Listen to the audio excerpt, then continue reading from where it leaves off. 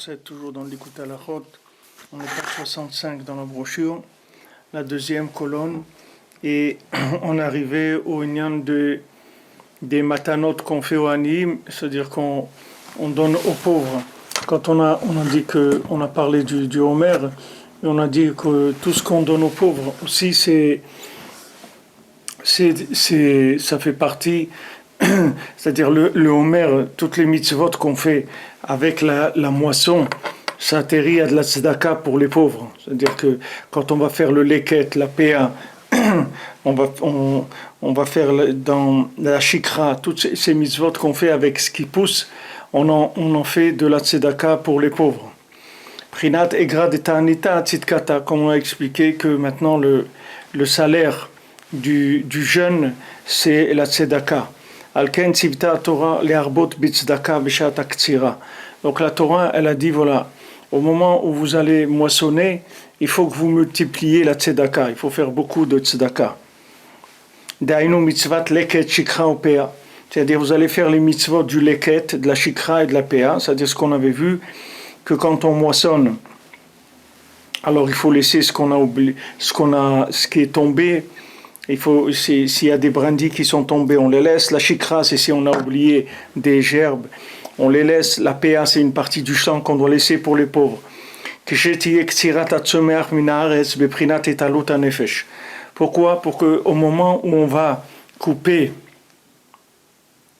de ce qui pousse de la terre, que de ça, il y a italut hanefesh, que c'est-à-dire qu'il y a une élévation de l'âme. Donc, comme on avait vu, c'est exactement le même principe que la shrita. C'est le même principe que l'abattage rituel. C'est-à-dire, quand on va moissonner, c'est le même principe, puisque c'est maintenant quelque chose qu'on va préparer pour la nourriture, qu'on va préparer pour l'homme, que l'homme ou même l'animal qui vont manger ça et qui vont permettre l'élévation vers les mondes supérieurs de ces âmes qui sont pour l'instant dans la terre. Donc maintenant, quand on fait ça, on a besoin de créer une atmosphère qui soit pas une atmosphère de consommation, parce que si c'est une atmosphère purement de consommation, on va pas pouvoir faire de l'élévation de ces éléments. Donc on fait la tzedaka pour changer un petit peu le courant, c'est-à-dire l'instinct de l'homme.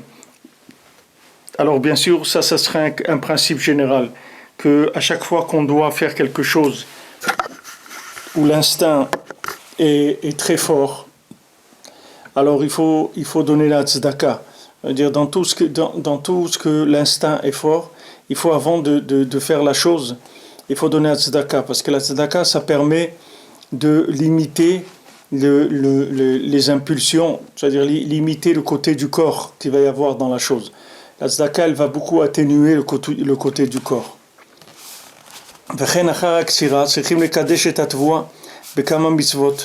Maintenant, une fois qu'on a fait la moisson des céréales, après on doit faire plusieurs mitzvot.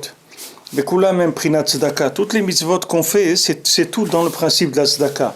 Dainu trumot o maasrot la kohanim vel alviim.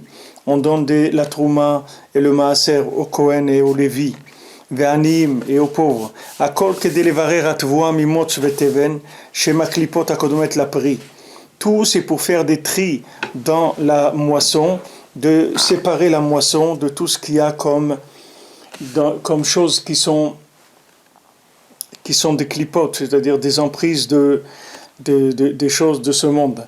On est un petit peu tributaire, c'est-à-dire dans ce monde, on est tributaire un petit peu de la matière, puisqu'on a un corps qui est fait avec de la matière, donc on est très tributaire de la matière. Donc ce qu'il va falloir faire, c'est une lutte permanente pour essayer de le mettre toujours en arrière, le corps. C'est-à-dire toujours le limiter, toujours essayer de le brider, essayer de le dominer. Sinon, il nous emporte dans des choses. Il nous emporte et c'est naturel. C'est-à-dire, c'est pas des choses qu'on peut, c'est pas quelque chose qu'on peut de nous-mêmes commencer à lutter contre ces choses-là. Qu'est-ce que vous voulez qu'on fasse? Quelqu'un, il a un corps, son corps, il attire vers le manger, vers des choses, etc. Qu'est-ce qu'il va faire? Alors, ce qu'il peut faire, c'est c'est ici le conseil qui donne Rabbi Nathan, c'est le nian de la tzedaka. C'est-à-dire que la tzedaka, comme Rabbi nous rapporte dans la Torah, la tzedaka c'est le salaire du jeûne. C'est-à-dire que la tzedaka elle va permettre de pouvoir libérer, elle va pouvoir libérer l'âme qui se trouve dans les parties inférieures de manière à ce qu'elle puisse avoir une élévation. Ça c'est par le repoussement du corps, c'est-à-dire on repousse le corps. Donc on avait vu ça dans la Torah, on avait expliqué un petit peu que maintenant le maaseh que quand on donne la tzedaka, ça entraîne automatiquement un recul du corps. C'est quelque chose qui entraîne le recul du corps. La tzedaka, elle vient faire reculer le corps puisque c'est une attitude inverse à l'instinct. Puisque l'instinct, c'est de prendre tout simplement, prendre du plaisir, prendre du profit, le corps, c'est une machine à prendre. Donc quand vous donnez un tzedaka, vous inversez la vapeur du corps, et ça permet à l'âme un petit peu d'avoir du progrès. Parce que tant que le corps il domine complètement, alors c'est très difficile. Maintenant quand on donne la tzedaka, alors cette tzedaka elle libère un petit peu l'âme du corps, et elle permet d'avoir accès à des choses qui sont plus élevées, et notamment comme on avait vu aussi, surtout la tzedaka d'Eretz Israël, puisque la tzedaka d'Eretz Israël ça permet non seulement de se libérer de l'emprise du corps, mais aussi de s'inclure dans la Kedusha d'Eretz Israël, dans le souffle divin qu'il y a en Eretz Israël, puisque la terre d'Israël elle est spéciale parce qu'il y a un souffle divin en permanence. Donc par la tzedaka pour Eretz Israël, on s'inclut dans ce souffle divin là. Les Prinat Gouv, Prinat Esav, Sheshalaviv, Echme Asrim et Tateven. Ça, c'est le principe de Esav. Esav, il a demandé à son père comment on fait le maaser sur la paille. C'est-à-dire, comment on fait pour prélever du maaser sur la paille. Esav, il a demandé Veikar Aberur, Sheu Prinat Atalut Anefesh ou Aledet Tzedaka. Maintenant, le tri qui est le tri qui va permettre l'élévation de l'âme, c'est-à-dire qu'on va pouvoir faire un tri entre ce qui est la chose dont on a vraiment besoin et ce qui est en plus, comme dans la nourriture, c'est-à-dire quand on va manger pour se nourrir et quand on va pas manger pour le plaisir, alors ce tri qui est fait dans l'attitude de la nourriture, ça permet à l'âme de monter. Donc la tzedaka, la tzedaka, c'est une attitude générale de refoulement, si vous voulez, du corps.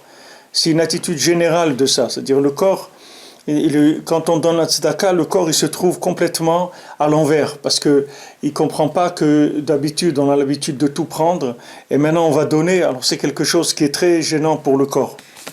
Alken sechim le'arbot bematanot me'atvua shuprinot tzedaka. C'est pour ça qu'il faut multiplier les dons de la moisson, des céréales, que ça c'est le principe de la tzedaka. Aken bechol pa'am sheyesh eze beru ve'aliyah le'atvua, notrim bechol pa'am eze matana la'kohanim ou la'aniyim. Alors Rabbi Nathan il dit voilà, à chaque fois qu'il y a un tri ou une élévation à faire dans la moisson, on va à chaque fois donner un cadeau soit aux kohanim, soit aux pauvres. Parce qu'au début, quand il y a un fruit qui pousse, alors on donne la mitzvah des bikurim, c'est-à-dire des prémices. Après, quand on va venir moissonner, alors on va donner la shikra, la pea, le leket. Après, quand on va engranger, quand on va faire des mottes de choses, ou des bottes, je ne sais pas comment on appelle ça, des paquets, alors avec ça, à ce moment-là, on va donner les trumot et les masrot, que ces choses-là, on est chayav qu'une fois qu'on les a empaquetées. Et après, à la fin, quand ça devient de la farine, il met de l'eau pour faire la pâte, et on est obligé de donner la chala, c'est-à-dire de prélever la chala. Hakol bepchina anal. Tout c'est dans le même contexte de ce qu'on a parlé. Ki bechol pam ne'anal yesh beruch. parce qu'à chaque fois, il y a un nouveau tri qui se présente. Parce qu'au début, quand le fruit commence à pousser et il mûrit, et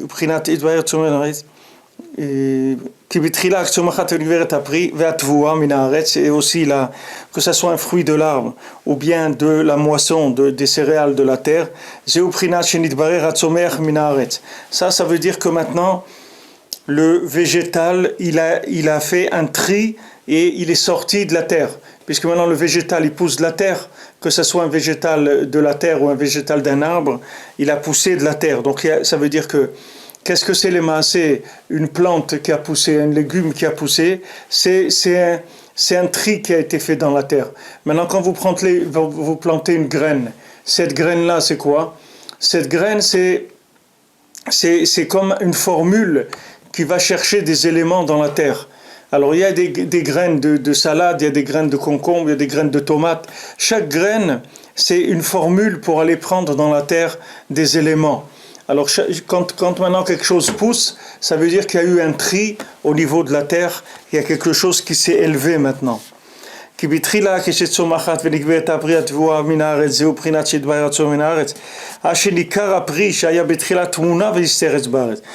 que maintenant, tiens, on voit le fruit. Avant, le fruit il était caché complètement dans la terre, on ne le voyait pas. Maintenant, ça y est, Baruch Hashem, on voit le fruit il est sorti. Donc dès qu'il y a un premier fruit, on donne le prémisse, on donne au Kohen. Que ça permet de faire monter l'âme qu'il y a dedans. Au moment où on fait la moisson, il y a encore un tri plus grand. Parce qu'au moment où on va moissonner, c'est le moment où le fruit devient un fruit, parce que maintenant il est complètement séparé de la terre. Ça y est, on l'a coupé, c'est-à-dire, comme on dit, on lui a coupé ses racines, on lui a coupé ça y est, maintenant il va grandir, maintenant il va devenir adulte, c'est fini. Le fruit, il va commencer à être indépendant. La plante, elle va être indépendante. Elle est plus liée à la terre. Elle va sortir de là et elle va pousser. Elle va commencer à grandir. Donc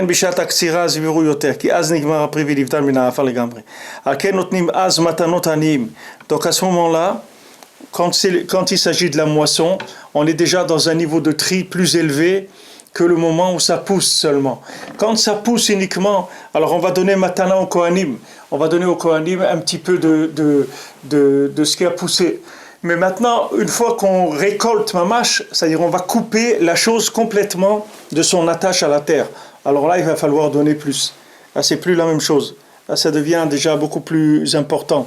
C'est-à-dire, on va donner directement au Anim. On va pas donner au Kohanim, mais directement aux pauvres. Afalpi, Shekvar, Diksar Minaretz, les Gamre, Adain Motz Veteven Chofim Alatvoa, Shema Klipa, Akodemet la pris. Même maintenant que le fruit s'est complètement séparé de la terre, mais maintenant sur le blé par exemple, il va y avoir la cosse, il va y avoir de la peau, il va y avoir des choses qui se trouvent sur le grain de blé. Donc maintenant c'est la clipa qui est sur le fruit. Il y a une clipa, le grain il se trouve encore dans une clipa. Bien que maintenant il soit sorti de la terre et après qu'on l'ait coupé, mais lui-même maintenant il est encore dans une clipa. Donc après, on doit se fatiguer, travailler pour faire un travail de séparation, d'enlever tout ce qui est pas valable dans le blé, d'enlever la paille, d'enlever la cosse du blé, les choses qui se mangent pas. C'est-à-dire on sépare le fruit de la klipa, que ça aussi ça s'appelle l'élévation de l'âme. Shu a pris à la klipa nechezet begashmiut haguf, que ça on fait monter l'âme qui est le fruit, on le fait sortir de la klipa, que la klipa elle est prise elle se prend sur mamash la matière du corps du fruit.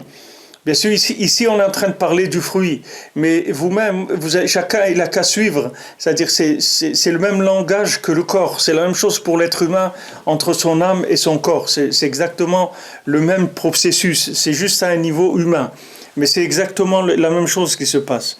Donc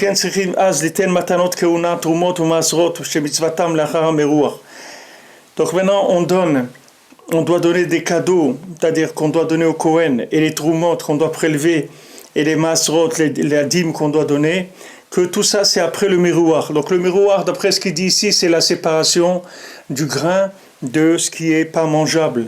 Vechen bishat kemar atikun à la pâte, et aussi au moment où on va finir le tikkun, c'est-à-dire dans le pain. Dainu kishenotni maim baïsa. Quand on met de l'eau dans la pâte, shui karagma, que ça c'est le principal, la fin du travail. Sheaz kvar nizdakacha gam kem besubim umursin, ve'arshav nigmet shetiruya lemachal adam. Parce que maintenant on va la séparer encore des choses qui empêchent de faire la farine. Et ensuite on va en faire de la farine et à ce moment-là, elle devient apte à la nourriture humaine. Donc toutes ces étapes qu'on a eues, c'était pour amener à ce que les céréales, elles deviennent une nourriture humaine, que l'homme il puisse manger de ces céréales-là et en tirer de l'énergie pour l'âme. Qui kolzman shelona asit isa adain prinat behema. Parce que tant que maintenant on n'a pas fait de la pâte avec la farine, alors ça reste encore comme si c'était animal. C'est pas encore devenu même pas végétal. C'est pas devenu végétal. Tant qu'on fait pas la farine, c'est pas du végétal encore. Parce que si on prend de la moisson avant qu'on ait fait les tris qu'il faut, c'est pas une nourriture humaine, c'est une nourriture animale. Qu'est-ce qu'on donne à manger à des animaux? On donne avec toutes les choses qu'il y a autour des grains et tout, on lui donne tout à l'animal. Donc tant qu'on n'a pas enlevé tout, qu'on n'a pas fait de la farine, on n'est pas encore arrivé à ce que ça soit une nourriture qu'on puisse appeler humaine. Qui kolzman shelo naset isa adaine prinat behema qui atvua beatzma kodem ruach trina ena machal adam qui im machal behema. Voilà, parce que la moisson, si on fait pas ce qu'il faut faire, alors ça reste une nourriture animale. Alken bishat agmar tsichim leafrish chala. C'est pour ça que au moment où on finit, alors on va finir le pain. Maintenant, il faut prélever la chala. Parce que toutes ces choses qu'on prélève, c'est la tzedaka qui va libérer l'âme. Donc tous ces actes-là, ce sont des actes qui vont nous aider à sortir de la prison du corps. À chaque fois qu'on va faire un acte de tzedaka par rapport à toute la chaîne de fabrication jusqu'à nous amener un morceau de pain sur notre table, toute cette chaîne de fabrication, elle va être toujours accompagnée par beaucoup d'actes de tzedaka. Que ce soit au niveau des prémices, que ce soit au niveau du leket, shikra, pea, et les matanot keuna, panot leviim, les matanot aux pauvres. Toutes ces tzedakot qui se font tout le temps, c'est à chaque fois pour libérer le pain qu'on va manger pour qu'il y ait le moins possible d'emprise animale dedans. C'est-à-dire que le pain, il va arriver déjà avec un certain tri chez la personne. C'est pas que le pain, il va pas arriver grossier. Il va être déjà, si on fait toutes ces mitzvot là, bien sûr. Si on fait pas, alors le pain, c'est du pain de cheval, c'est tout. Il mange du pain et il continue à être un cheval. Mais s'il veut s'élever un petit peu, alors il a intérêt à accompagner sa vie avec la tzedaka tout le temps. On voit dans notre vie que Baruch Hashem, dans l'âme Israël, il y a toujours des moments où il faut donner la tzedaka avant la tfila, pendant la tfila, après la tfila, pendant qu'on travaille, quand on va manger. Tout le temps, on met toujours la main à la poche, comme on dit. Pourquoi? Parce que il y a besoin à chaque fois d'éduquer le corps pour pas qu'il commence à délirer.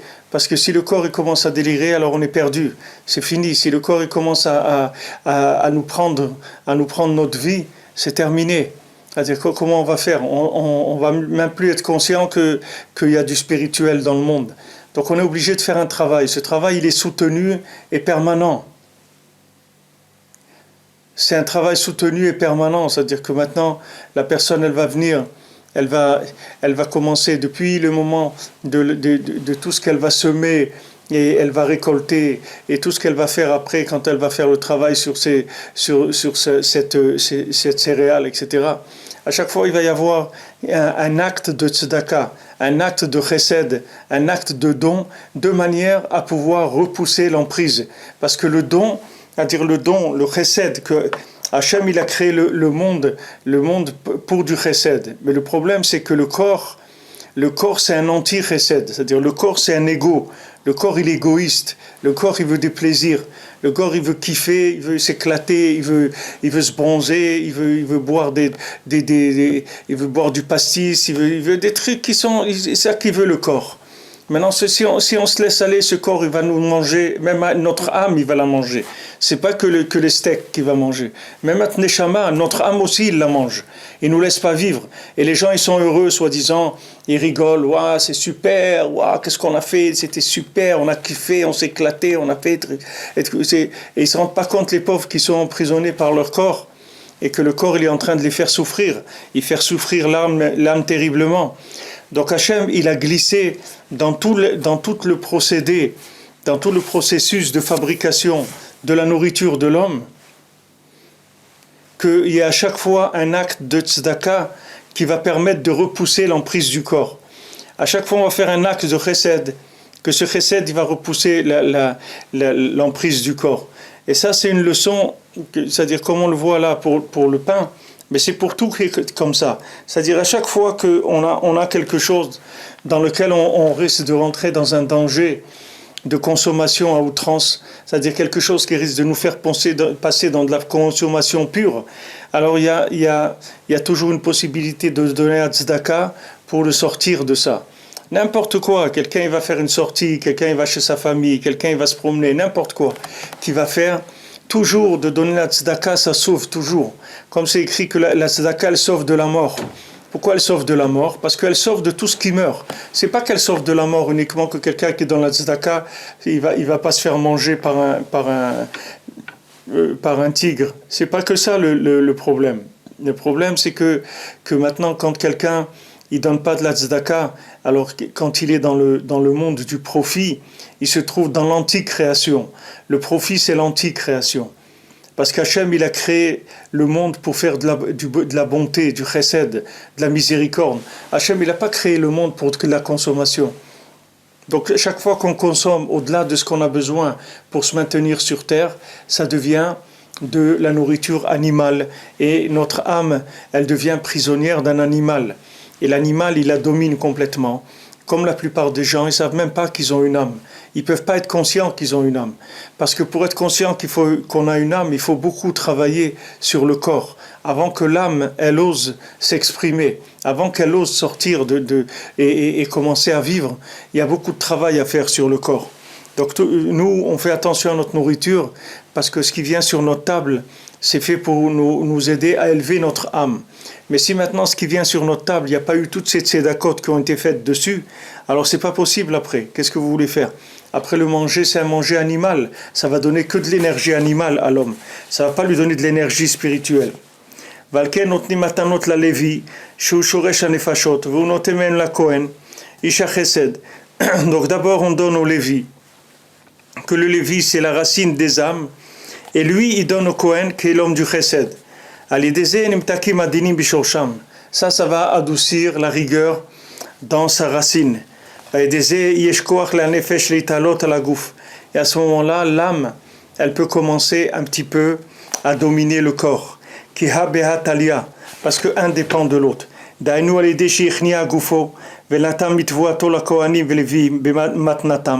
Par le fait maintenant qu'il a repoussé un petit peu son corps, c'est-à-dire qu'il a donné de sa production, de sa moisson au Kohanim Olvim, Matnatam, il leur a donné les cadeaux qui leur revient. Ça lui a donné le mérite que son âme elle va s'élever. Et maintenant les gvurot, tout ce qui est de la rigueur, ça va s'adoucir. Donc vous voyez ici que vraiment Rabbi Nathan il parle dans toute la généralité de notre vie, c'est-à-dire tout ce qui se passe avec nous. On n'a jamais, c'est-à-dire jamais on va perdre quand on met la main à la poche. Jamais on va perdre. Chaque fois qu'on va donner un tzedaka, jamais on va sortir perdant. Parce que chaque fois qu'on donne la tzedaka, c'est pas pour aider quelqu'un, c'est pour nous aider à nous, à naître, à faire sortir notre âme du carcan du corps. Donc Rabbi Nathan, vous voyez, il parle toujours aux deux niveaux, c'est-à-dire dans les mitzvot mamash, tout simplement, mais au-dessus aussi au niveau individuel et dans des cas qui sont des cas généraux. Il disait יש כוח לנפש להתעלות על הגוף כי הבעת על ידנו על ידי שהכניע הגוף ונתן מתורתו לכהנים ולוויים במתנתם עד איזה זכה שיתעלה הנפש ויהיו נמתקים הגבורות. Parce que maintenant, quand il a fait un effort, qu'il a donné des cadeaux, c'est-à-dire il a donné à tzedaka, au Kohen, au Lévi, aux pauvres, avec ça il a repoussé son corps, il a laissé l'âme monter. Et quand l'âme s'élève, alors ça adoucit toute la rigueur du monde. Parce que toute la rigueur, tout ce qui est dur dans ce monde, c'est parce que l'homme il veut consommer, c'est tout. C'est ça qui lui amène toute la dureté, toutes les difficultés de chacun. Tout ce qu'on souffre dans notre vie, c'est uniquement parce qu'on veut prendre, c'est tout. Si on s'habitue à donner un petit peu, même si on ne donne pas beaucoup, mais au moins un petit peu, et régulièrement, et surtout de façon continue, c'est-à-dire à chaque fois un petit peu, encore un petit peu, et encore un petit peu. Alors chaque fois ça fait repousser le corps. Le corps ça le repousse à chaque fois jusqu'à qu'après on arrive à sortir complètement. On peut arriver à naître, mamash, à sortir de notre corps complètement. C'est pas sortir que l'âme va se détacher du corps. À sortir du corps, ça veut dire que le corps, ça y est, il devient mamash un vêtement. Il prend la forme de l'âme et il a plus comme on dit d'exigences personnelles. Il vient plus avec des exigences. Mais combien chacun il est prisonnier de son corps. Combien de gens ils souffrent parce qu'ils sont prisonniers de leur corps. Parce que le monde, toute la douleur du monde, elle vient que de ça. Parce que la prison du corps, c'est la rigueur dans le monde. Plus quelqu'un est prisonnier de son corps, et plus il y a de la rigueur qui descend dans le monde. Ça amène de la rigueur. Parce que Hachem, il a créé le monde pour donner, il n'a pas créé le monde pour prendre. Et quand l'homme, il fait que prendre, alors ça amène des dynimes, ça amène de la rigueur d'en haut. Parce qu'on ne voit pas la solution, on ne voit pas comment on va s'en sortir. Tandis que si quelqu'un il s'habitue à donner tout le temps, alors il est tout le temps dans un travail de faire reculer son corps. Même si son corps maintenant il est fort, il est audacieux, ça ne fait rien. Petit à petit, il va le repousser, petit à petit, il va l'apprivoiser, petit à petit, il va le faire reculer. alors donner הכללים נקבעו על ידי חסדים שהוא הכהן כנ"ל וכן על ידי המתקת הגבורות זוכר אחר כך שתתעלה יתגבר הנפש ביותר על הגוף לבטלו לגמרי לגבי הנפש. Donc maintenant on parle de l'élévation un petit peu de l'âme, ça va donner un tel pouvoir à l'âme qu'après elle va pouvoir se débarrasser du corps mais vraiment complètement, c'est-à-dire qu'il ne va plus du tout être un obstacle, il va devenir complètement l'ami de l'âme. Il ne va plus du tout rien faire qui ne soit pas contre la volonté de l'âme. Tout ce qu'il va faire, ça va être que des choses pour l'âme. Alors ça s'appelle le bitoul du corps, l'annulation du corps par rapport à l'âme. Donc c'est pour ça que le ikar du renforcement de l'âme sur le corps, c'est par la tzedaka. Vous voyez, c'est une phrase qui est forte. C'est fort de dire une chose comme ça. C'est quelque chose de fort de dire ça. C'est une phrase qui est forte. Que toute la force, comment l'âme, elle se renforce sur le corps, c'est par la tzedaka. La tzedaka, ça fait dominer l'âme sur le corps. Si on savait ce que c'était la tzedaka, on ne s'arrêterait pas toute la journée de faire la tzedaka. On voit que Rabbeinu, quand il était petit, quand il était enfant, c'est écrit que Rabbeinu, il allait comme ça, il était à la synagogue pendant des heures, il était seul à la synagogue, il allait dans des endroits, des moments où il n'y avait personne. Et dans ces moments-là, qu'est-ce qu'il faisait? Rabbeinu, il avait des pièces que ses parents lui donnaient, et ces pièces-là, il les changeait en toutes petites pièces. Il donnait pas d'un coup tout ce qu'il avait. Il changeait la pièce en toutes petites pièces. Et qu'est-ce qu'il faisait? À chaque fois, il donnait à tzedaka. Et encore, il donnait à tzedaka. Et encore, il donnait à tzedaka. Et chaque fois comme ça, sans arrêt. Il vaut mieux donner sans arrêt que de donner un coup à Yom Kippour, un don de 100 000 euros, et ça y est, on n'en parle plus. Non, il vaut mieux chaque jour donner. Chaque jour un petit peu. Chaque jour 26 euros, chaque jour 52 euros, chaque jour, chacun ce que 5 euros, 1 euro, chacun ce qu'il peut, tous les jours. Mais le travail de tous les jours, ça veut dire qu'on a pris conscience qu'on a un problème. On a un problème, c'est qu'on a un corps qui nous empêche de vivre. Ce corps-là, il est là pour nous servir, mais si on ne le dompte pas, il nous empêche de vivre. Comme un cheval, si vous ne le domptez pas, il peut vous jeter par terre et vous écraser. Il faut le dompter, il faut en faire qu'il devienne docile. Maintenant, comment il va devenir docile avec la tzedaka? Chaque fois qu'on va donner la tzedaka, on va faire reculer le corps. Chaque fois, le corps, il va se mettre en arrière. Chaque fois en arrière, encore et encore et encore. Et chaque fois qu'il va en arrière, l'âme, elle avance d'un pas. Lui recule d'un pas, l'âme, elle avance d'un pas. Comme on dit entre Esav et Yaakov. Chaque fois que Yaakov, il avance, Esav, il recule. Chaque fois que Esav, il avance, Yaakov, il recule. C'est-à-dire qu'on est liés, l'âme et le corps ils sont liés complètement, et on ne peut pas faire fi de ça. C'est-à-dire on est obligé de trouver une méthode pour arriver à garder le corps vivant, et en même temps qu'il ne nous embête pas, qu'il soit un allié, pas que quelqu'un qui nous fait des problèmes. Donc il dit, Karit Gabrut Nefesh ala Guf al yedei tzedaka. Tout le Ikar, comment on peut faire que l'âme elle va dominer le corps, c'est par la tzedaka. C'est pour ça qu'on ne peut pas commencer à moissonner tant qu'on n'a pas fait le moisson du Homer, qui est une mitzvah.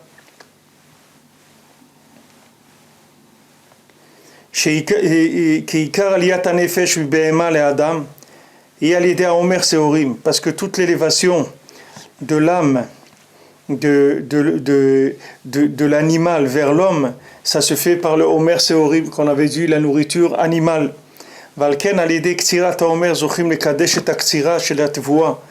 C'est pour ça que quand on récolte le Homer, avec ça on va sanctifier tout ce qui va être moissonné de toutes les céréales de cette année.